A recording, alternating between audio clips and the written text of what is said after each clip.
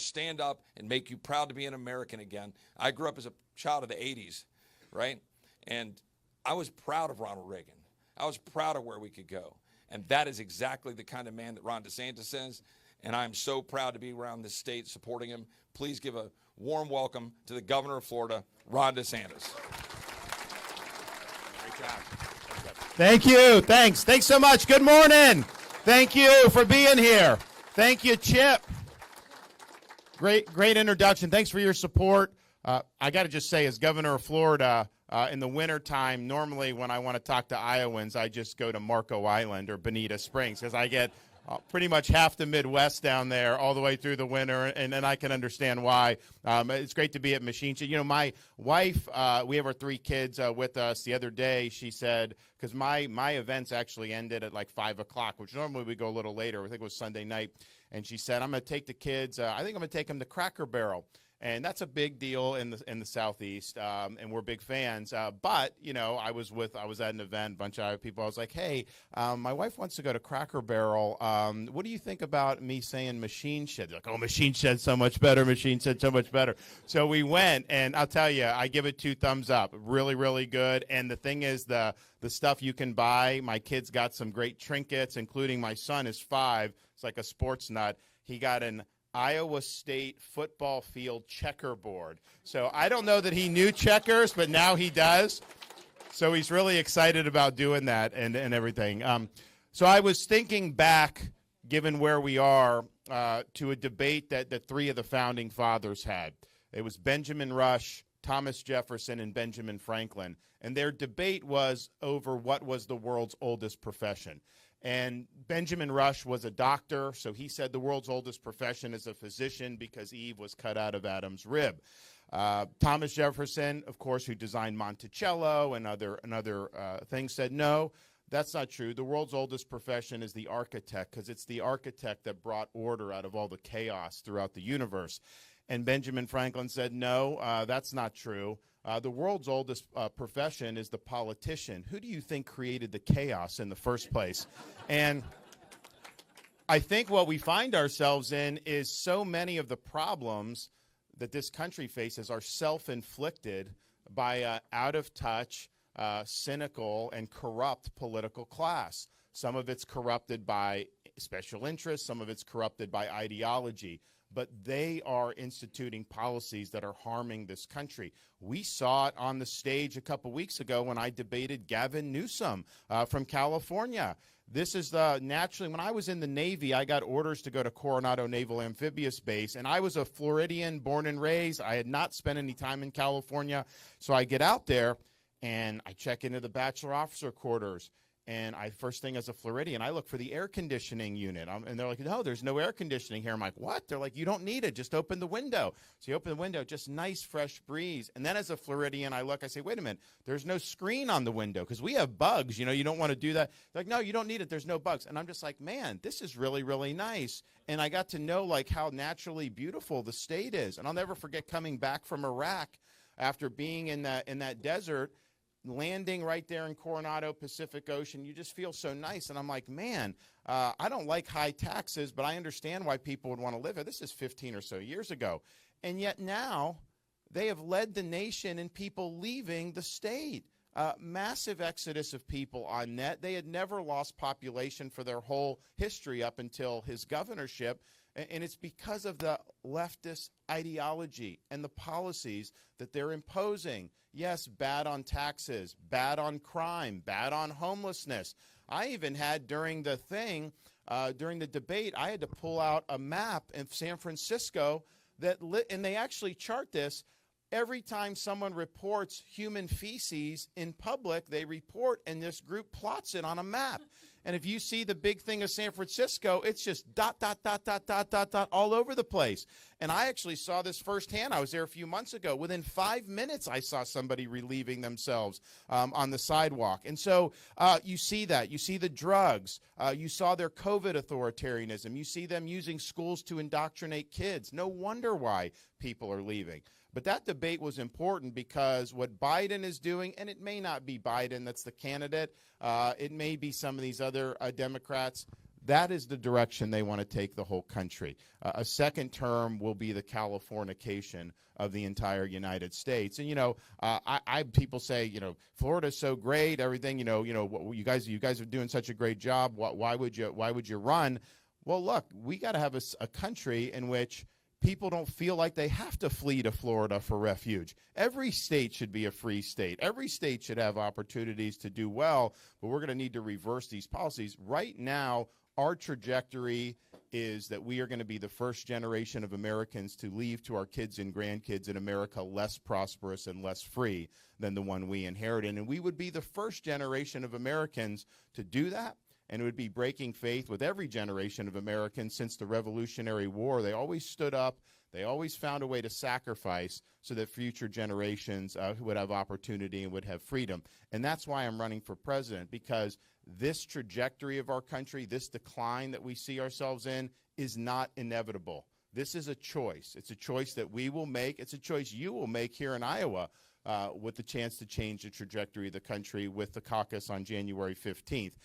We have it within our power to reverse this trend. We have it within our power to give a new birth of freedom throughout this country. We have it within our power to usher in a revival of the American spirit. And if we do anything less than that, then we will not be doing our part to step up and defend this country when freedom was threatened. And there's a number of things you need in a president and somebody who you're going to do. One, you need somebody that's going to actually fight for you. A lot of these Republicans, they get elected, they go to Washington, and the Democrats steamroll them. The media steamrolls them. They're not willing to dig in and actually have fights when it's tough. I have a record of doing that in ways that few governors have ever been able to. During COVID, when we were standing against Fauci and standing against the media and standing against the left, I had everyone coming after me. No governor faced more incoming than I did during COVID. A lot of my friends and supporters were telling me that I was making big mistake politically. I wouldn't be able to recover from it. But if you're willing to fight for people, you got to be willing to do it when it's tough. And I just believe that I had to care more about protecting the jobs and the freedoms of the people I was elected to serve than I cared about protecting my own political hide. And so we chose freedom over Fauciism. We made sure to do the right thing.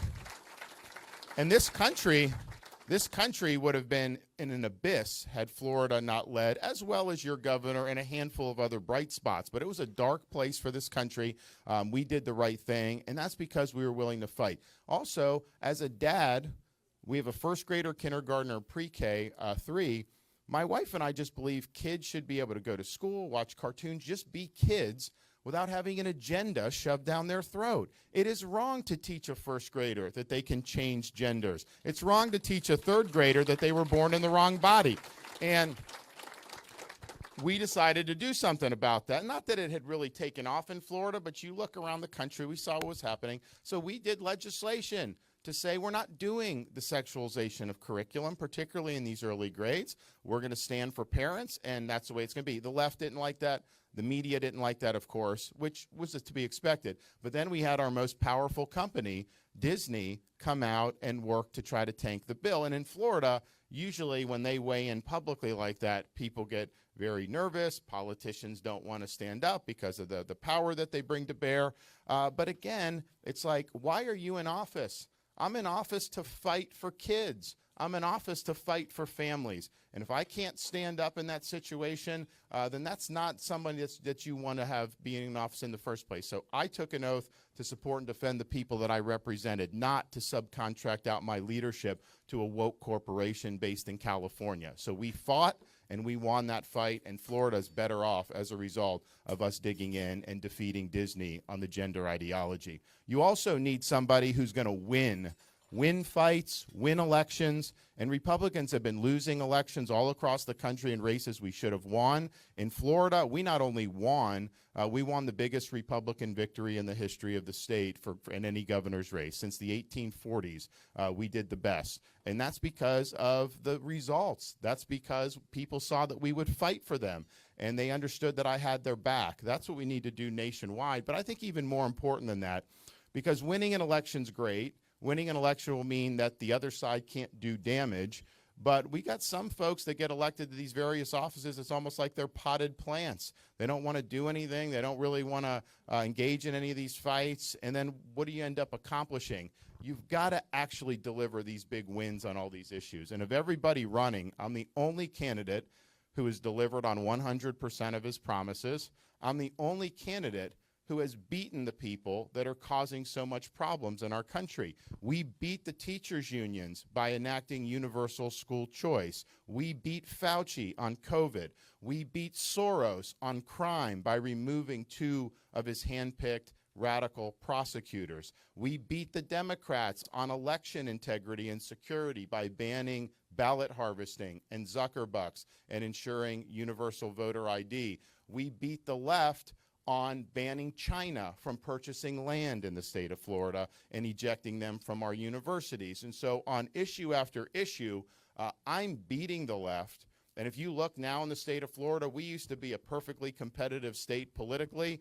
The Democratic Party lies in ruins in the state of Florida because we won time after time after time. That's what we need to do nationally. You know, I look right now, the left in this country is more powerful today than they were the day Donald Trump took office. That's just the reality. He did not beat the left. He had some successes, his regulatory policy stuff, great. You know, I was proud to support all that.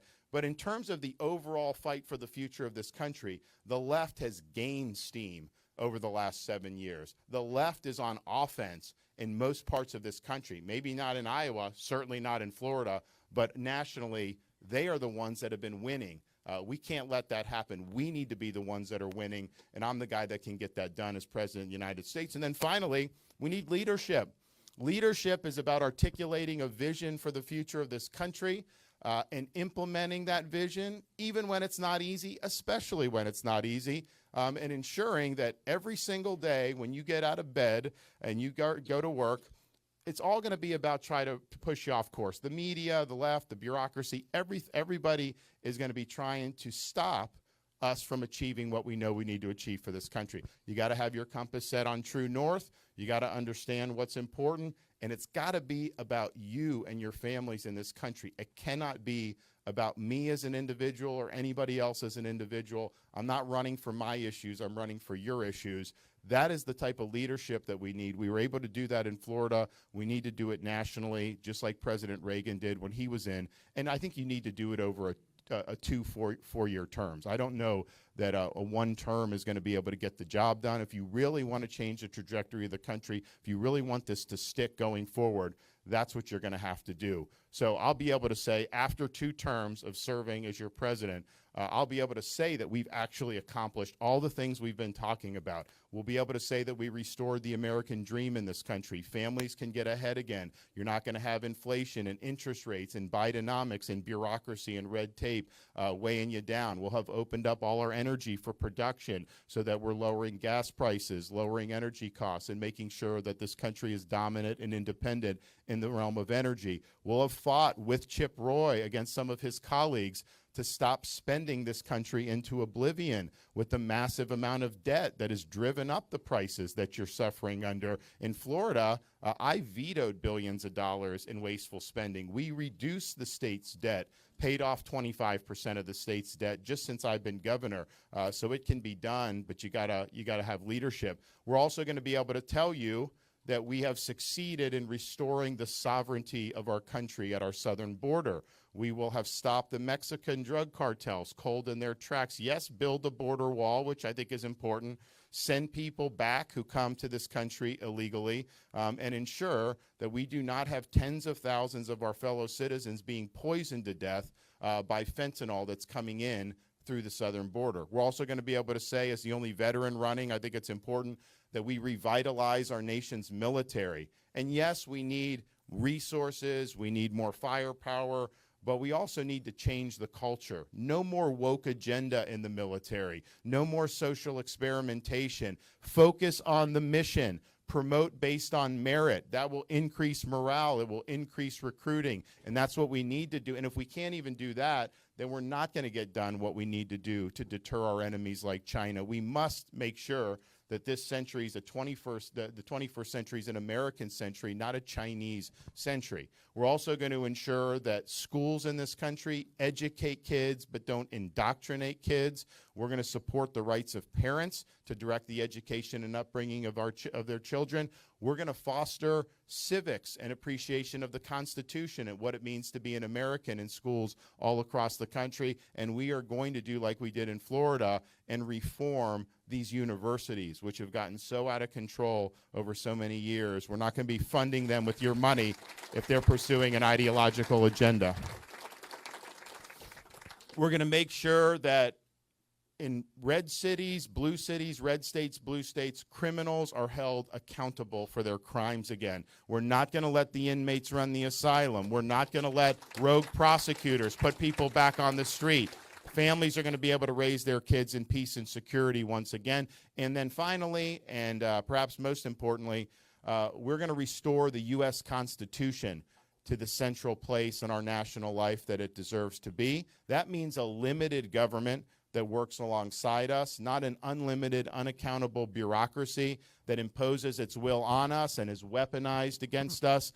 We are going to end weaponization of federal agencies like the DOJ and the FBI and the IRS. We are going to bring accountability to agencies involved with the disastrous COVID-19 policies like the CDC, the FDA, and the NIH. We are going to return this government to its rightful owners, which is we, the American people. And we're going to do a lot more than that, but if we just do that, we'll be able to say that we restored America to what President Reagan called the shining city on a hill. We will have turned her over to the next generation stronger, more prosperous, and more free than when we inherited it. And that is really what the task ahead of us is. Our founding fathers understood that every generation was going to have to fight for freedom. When Benjamin Franklin walked out of the Constitutional Convention, he was asked, did you give us a republic or a monarchy? He said, a republic if you can keep it. They understood that this was going to be an ongoing thing. They also understood that freedom would ultimately be decided in the United States of America. And so I'm motivated by the task at hand. I understand what we need to do to make sure that my kids and your kids and grandkids have better futures, but I'm also motivated by the debt of gratitude we owe to people that have come before us. I've flown into Washington, D.C. over the years, and there's a particular path that you can take going into Reagan Airport. And if you look out the left side of the plane, you see very close views of the National Mall, the Lincoln Memorial, the reflecting pool, the Washington Monument, then perched on top of the hill, the beautiful U.S. Capitol building. And you feel a sense of pride as an American because those monuments symbolize the principles and the ideals that have made our country unique. But having done that trip a few times, I soon realized that the best monuments to freedom were not found on the National Mall. Because if you looked out the other side of the plane, you looked over the Potomac River, you saw a series of small, nondescript monuments orderly arranged over the rolling hills of a place called Arlington National Cemetery. And it occurred to me then, and I believe now, you can have the best Constitution in the world, you can have the best Declaration of Independence in the world. These things do not run on autopilot. They require every generation of Americans to step up and defend freedom when it's at risk. And yes, sometimes put on a uniform, risk your life, and even give the last full measure of devotion for service to this country. Now, we're not called upon to make sacrifices of that nature here in this political season, but what we are called upon to do is to do justice to the sacrifices of those who've come before us. We have a responsibility to preserve what George Washington called the sacred fire of liberty. This is a fire that burned in Independence Hall in 1776 when 56 men pledged their lives, their fortunes, and their sacred honor to establish a new nation conceived in liberty. It's a fire that burned at a cemetery in Gettysburg, Pennsylvania, when our nation's first Republican president pledged our nation to a new birth of freedom. It's a fire that burned on the shores of Normandy, France, when a merry band of brothers defeated Nazi Germany and preserved liberty throughout the world.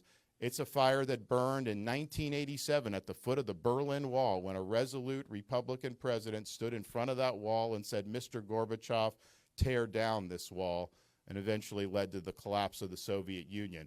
This is our responsibility, to carry that torch and to preserve that sacred fire of liberty.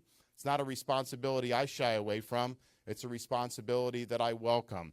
We are up to the task to save this country. as your candidate for president, I will get the job done next November, not just me, but with all the other offices, the Congress, the Senate, the state legislatures. As a leader, I'll always conduct myself in a way that you can be proud of, and as your president, I promise you this, I will not let you down. Thank you all. God bless. Happy to take some questions.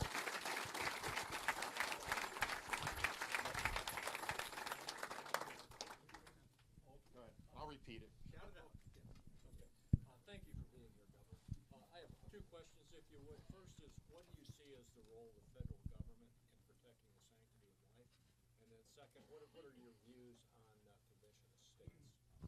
Okay, so the question on right to life and then the Article 5. I'm for Article 5. Florida has certified Article 5. I think that if you really want to reform Washington, you can elect reformers who will make a difference, but the long-term trend is bad. You do need to have structural reform. We need term limits for members of Congress.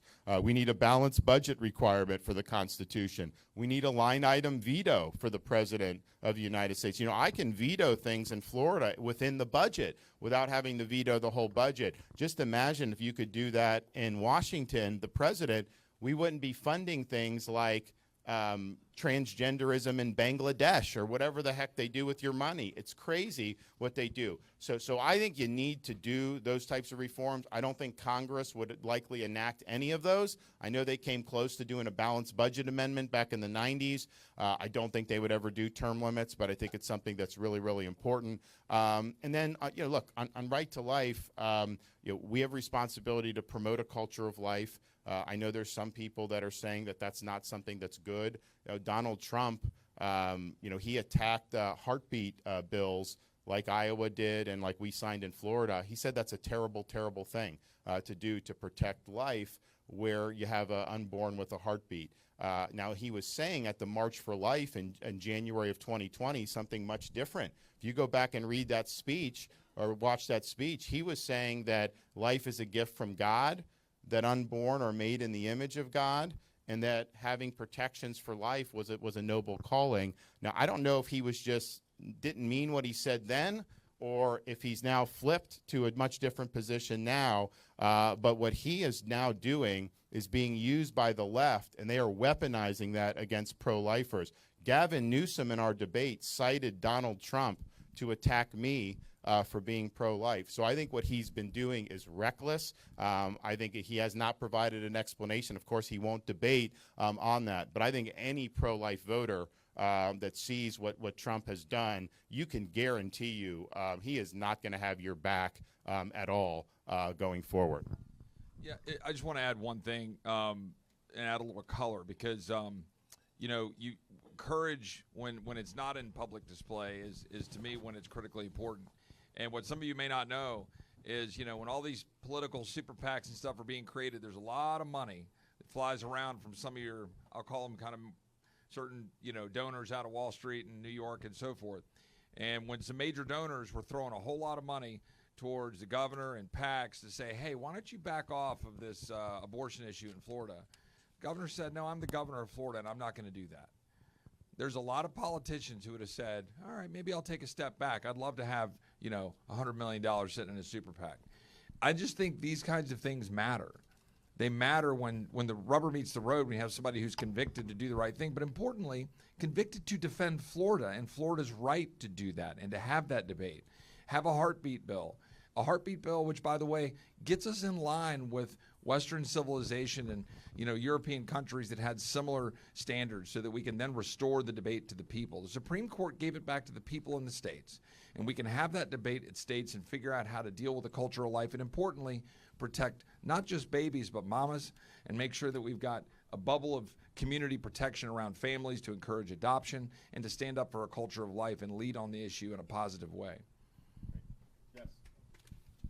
Governor, it's ironic, I think, that when President Trump was in office, he said that if law enforcement or a family believes that somebody might be endangering himself or others, that the president said, I think it's best that we take the guns first and then due process. Well, yesterday the Colorado Supreme Court took him off the ballot, the primary ballot, without due process, without showing that he participated in insurrection. I think that's quite ironic. Maybe you have a comment on that, one of you. I'm really concerned that going forward with all these 91 indictments and the federal government having a 91% conviction rate, that the battle for the next year is going to be very distracting and not on the issues that you talk about if we don't go with somebody with the energy that you have. Thank you. Well, great. Well, first, I mean, I think yes. I mean, I think Donald Trump, when he said that his policy on firearms was to take the guns first and that he wanted to do due process later, that is unconstitutional. That's unacceptable. And honestly, it doesn't even reach the Second Amendment issue. They can't take any of your property without due process. They can't come in and take a TV without due process. That's the whole purpose of those amendments, is to be able to ensure that your life, liberty, and property are secured from government intrusion. And yes, if you violate a law, they go through process. There can be penalties. But saying that he would take guns first and due process later, that is not something that makes sense. And look, he has not been somebody that has typically believed in Second Amendment rights. I mean, he took positions, but he flirted with major firearm bans. He did stuff through the bureaucracy, which was unconstitutional and has been found that in the courts. So I think in terms of Second Amendment, if that's something that you care about, if he could even get elected, I think that I do not think that he would be somebody that would be dependable on defending your rights, because I don't think that that's honestly something that he believes in. But look, on all these things, what you're seeing the left do is they will use the power of the state to advance their agenda. And you see that with the Colorado Supreme Court. I mean, look, if somebody's convicted or something of some of these things, there was no trial on any of this. They basically just said, what, you can't be on the ballot? I mean, how does that work? What's the limiting principle for that? Why could we just say that Biden can't be on the ballot because he let in 8 million illegals into the country and violated the Constitution, which he has? Could we just say, oh, well, they have money coming to Hunter, whatever? So I think the U.S. Supreme Court is going to reverse that. But here's the larger thing of what the left and the media and the Democrats are doing. They're doing all this stuff to basically solidify support in the primary for him, get him into the general, and the whole general election is going to be all this legal stuff. And look, it's unfair. They're abusing power 100%. But the question is that going to work? And I think they have a playbook that unfortunately will work, and it'll give Biden or the Democrat or whoever the ability to skate through this thing. That's their plan. That's what they want. What they don't want is to have somebody like me who will make the election not about all those other issues, but will make the election about the failures of Biden, the failures of the left, and how we're going to be able to turn the country around. If that's how the election's framed, we will win. But they are setting this stuff up. I mean, how do you have the timing the way they've done it with all these things? They're doing this for a reason. They have a plan in terms of what they're trying to accomplish. And do we want to have 2024 to be about this trial, that case, this case, having to put hundreds of millions of dollars into legal stuff? Or do we want 2024 to be about your issues, about the country's future, with a nominee that's going to be able to prosecute that case against the left, just like I've been able to do in Florida? That is a path to winning. And I think they're putting us, what the media and the left are doing with all these stunts, whether it's the Colorado Supreme Court, whether it's others. And there's going to be other Supreme Courts that are going to probably try to do this too. Maybe they'll wait for the end of these trials if there's conviction, but the liberal courts are going to try to do this. So that's what we'd be walking into, and it's not fair, but that doesn't give us our best chance to be able to win and to be able to do this in a way. It's a hard enough job as it is to do. To have all the distractions, I just don't think it's going to be something that's going to be feasible. Chip? Yeah, just real quick, two things can be true at the same time. It can be an outrage what happened in Colorado, and it is outrageous. The Colorado Supreme Court should not have done that. But it can also be true that I don't want to be looking backwards and constantly talking about those things, and that's what we're going to be doing all year. I want to be able to move forward. I want somebody who can serve for 8 years. I want to go win on every issue under the sun where our lives are being attacked, where our internal combustion engine is being assaulted. You're going to lose the internal combustion engine. We in Texas, in terms of producing, petroleum-based products, ethanol products here, we're losing that. They're going to have a rule put in place this spring saying the entire fleet of vehicles is going to be 2/3 electric vehicles by 2032. How do you all feel about that? Do you think that's useful for you? Do you like having to stop in freezing cold and waiting for the battery to charge up while you're waiting to do that while the infrastructure gets built? Do you think that's good for our economy and our national security? That's an existential threat to our life. I want to be talking about that. I don't want to be talking about the Colorado Supreme Court. I will defend the former president. I will go, take on the Colorado Supreme Court because we need to. But I want to focus on these issues and go win on those issues like Governor DeSantis. And I mean, you think about just the electric vehicle stuff. So, I was doing this thing with Newsom. He did a requirement for electric vehicles. It hasn't taken effect yet, but all new cars at a certain point in the future must be electric in California. You're not even going to be able to allowed to buy internal combustion. So they announced that to great fanfare. A couple days later, the state put out a notice. All EV holders, do not plug in your vehicle. We do not have enough capacity on the power grid. So they're attacking reliable energy that you need to fuel the power grid while increasing demand to use electric because of the vehicles.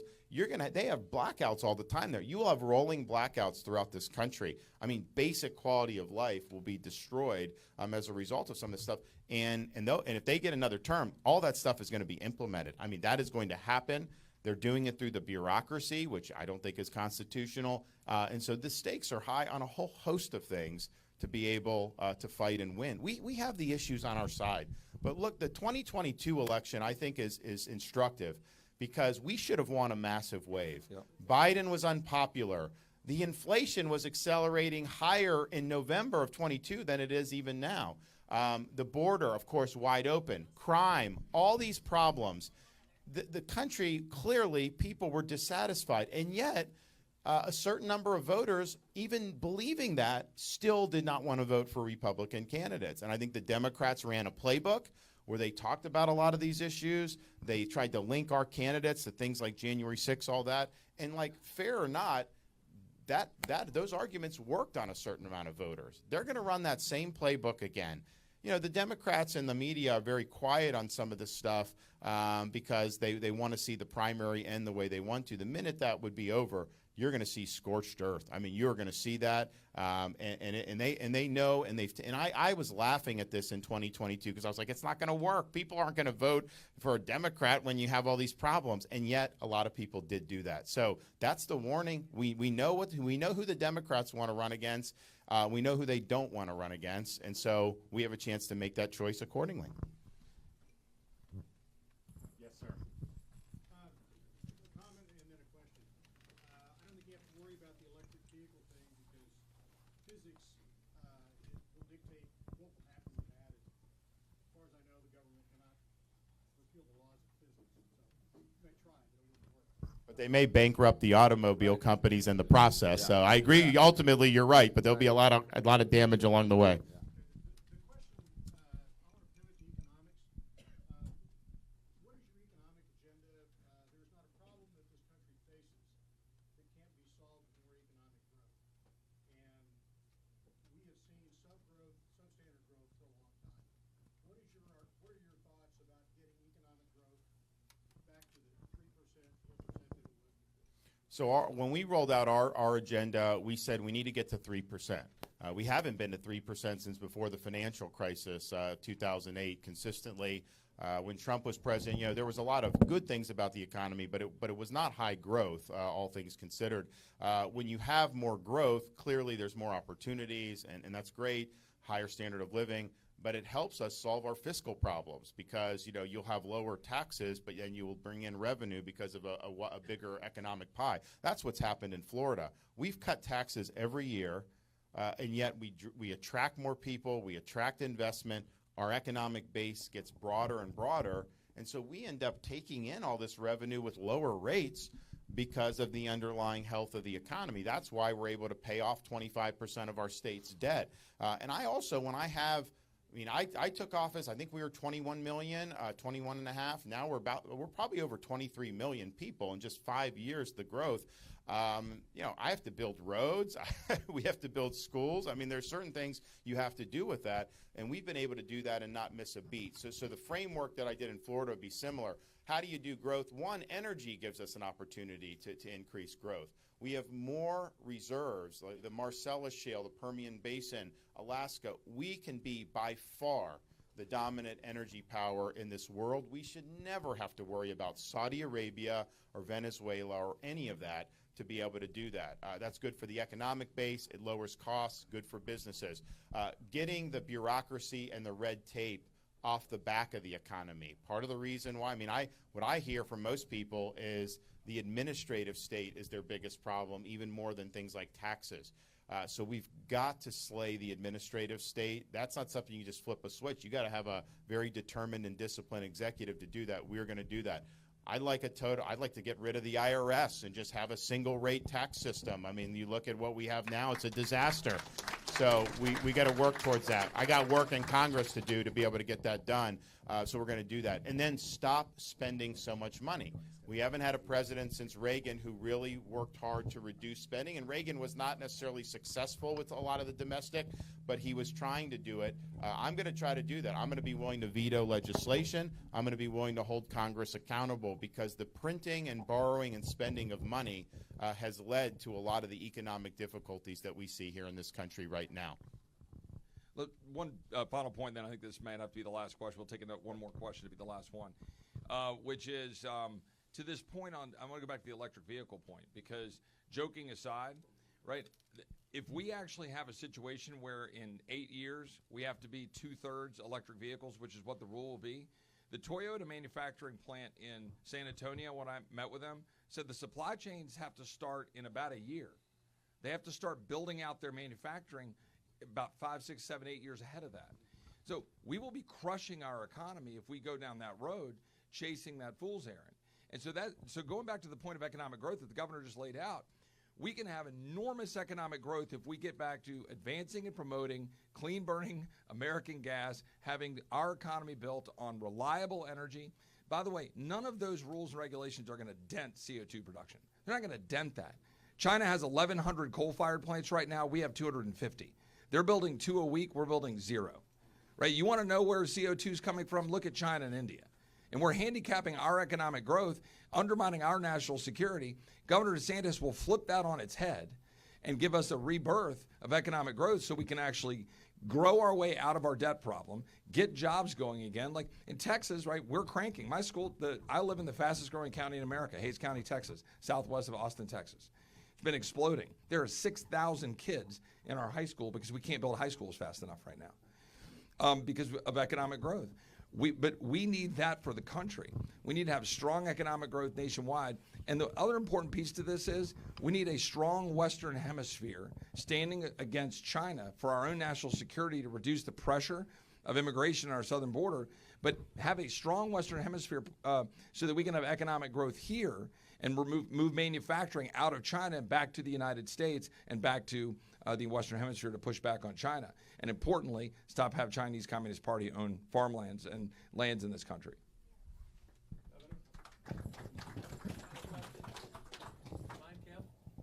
Governor, I've been a Republican activist since the Nixon campaign in '72, as many people in this room have been. I voted for Trump in '16, and I voted for him in 2020. I will not do it again. But some people in this room are not convinced to do otherwise. Tell us what we should talk about between now and the 15th of January. Is that I agree with you. I don't think that Mr. Trump can lead us to victory.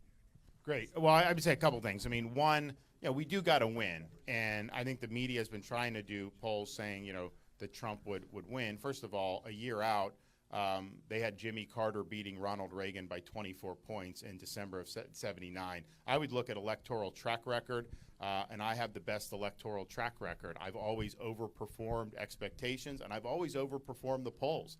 The polls didn't have me winning by 20. They had me winning, but a lot of them had me winning by 5 or 6. We won by 20. So we're going to get that job done. We're going to be able to appeal to the people that we need to. And in Florida, not only was I winning independents and women and Hispanic, all that, I got 97% of registered Republicans. That was a record. Normally if you get 90%, that's really good. I got 97%. That means almost anyone with an R by their name. So we unified the party more than anyone have. And I do worry with the Donald Trump candidacy, there are definitely some voters who voted twice for him who aren't going to do it again. And if he loses anything on the Republican side, Katie barred the door. That's going to be a gift for the Democrats. He will not be able to overcome getting 80% of Republicans instead of 90. And that's so what I say is a Trump candidacy is high risk because of the electoral issues, all the other issues that are going to be there front and center, which I think is unfortunate. I don't think it's fair, but it's reality. And there's so many different hurdles. The reward, though, I think is relatively low. He'd only be able to, if he could win, he'd only be able to serve one term. We've never had a newly inaugurated president be a lame duck on day one. He'd have to put together an administration. I think it'd be very difficult to do that. I think he's going to have a tough time recruiting really, really strong people to work in the administration. I mean, look at a lot of the people that have gone through in the first term, how that worked out for them. I mean, they've not been treated well. A lot of them have gotten involved in some of these legals. I think it's going to be very difficult. And here's the thing. As a leader, you got to have humility to know that, yes, you're the decider, you put out the vision, but you need people around you to implement that vision. You cannot do it alone, and you just have to understand. And so I would be able to attract a lot of really, really good people all across the country. And I'm not just going to rearrange the deck chairs on the Titanic. I'm just going to recycle people from within D.C. We're going to tell people in Iowa, you're going to take your family 2, 4, 6, 8 years, come to the nation's capital, help us return this government to the American people. Come from Texas, come from Florida. We're going to be on a mission to change the country and to finally drain this swamp. And then I think just in terms of delivering on promises, I have an unblemished record on that. If I tell you I'm going to do something, I am going to do it. I'm not just gonna nod. And I think if you look throughout the first term, the successes, regulatory policy, energy policy, tax, great. The wall did not get built. The swamp definitely did not get drained. And then there was no attempt even to curtail the weaponization of these agencies. No Christopher Wray wasn't fired. There was no shakeups at places like the DOJ. And so those agencies were just running. A lot of the abuses that we as conservatives complain about, like the censorship of the Hunter Biden laptop, that happened under Trump's administration. That was not Biden as president, yet that was during the campaign. That was his agencies that were colluding with that. I'd have fired those people. I'd have fired Fauci in a second once he started doing what he was doing. And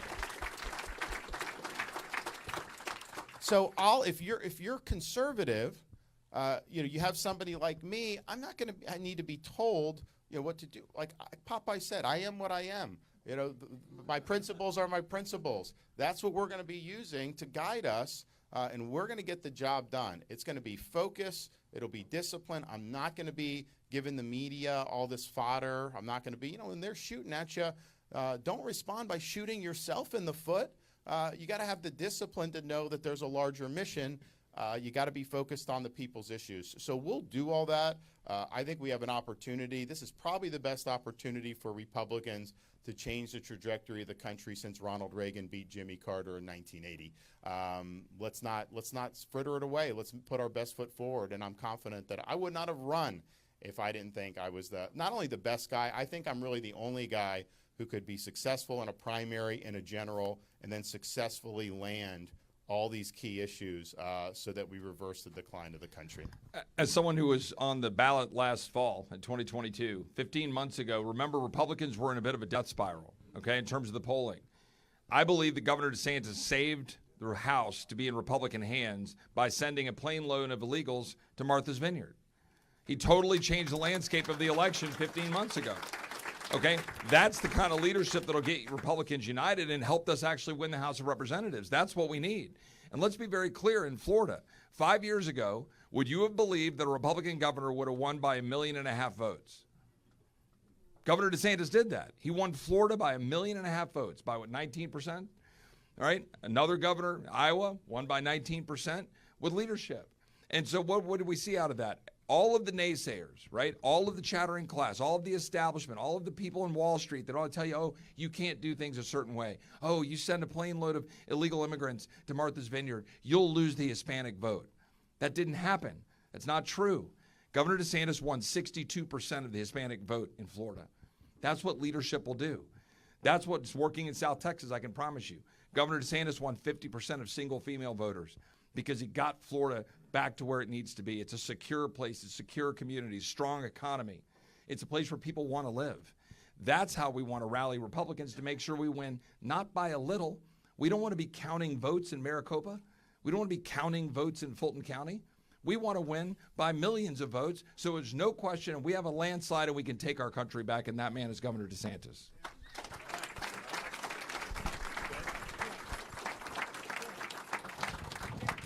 Governor, staff tells me that, actually they told me they were going to shoot me the last question you took if I didn't get you out of here. And I see the bus keeps creeping up closer and closer to the door, so we must really be rushing right now. But thank you so much for coming. Hey, we've got an awesome choice here, don't we? We need leadership, and I think you can see we're blessed with having lots of opportunities here and great people. I appreciate you coming very much, Governor. Merry Christmas. God bless. Appreciate it.